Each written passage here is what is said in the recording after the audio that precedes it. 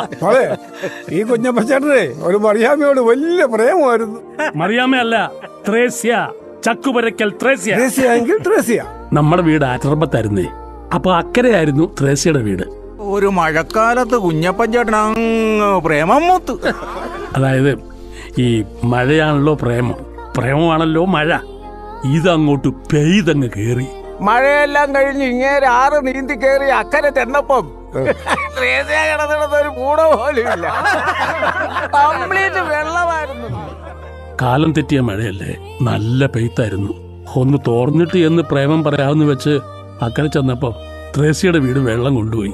ഉള്ളത് പെറുക്കിയെടുത്ത് അവര് നാട് വിട്ടു. പോയത് എങ്ങോട്ടാന്ന് ആർക്കോട്ട് അറിയാനും മേലായിരുന്നു. കുറെ തപ്പി നടന്നു. പിന്നെ പ്രാരാബ്ധമായി പട്ടാളത്തിൽ പോയി ഇവിടം വരെ എത്തി. ത്രേസ്യയോട് ഐ ലവ് യു എന്ന് പറയാൻ വേണ്ടി ഇപ്പോഴും കെട്ടാതെ ഒറ്റക്കാലിൽ അങ്ങനെ നിൽക്കുക. നിൽക്കൂടാ, നിൽക്കും.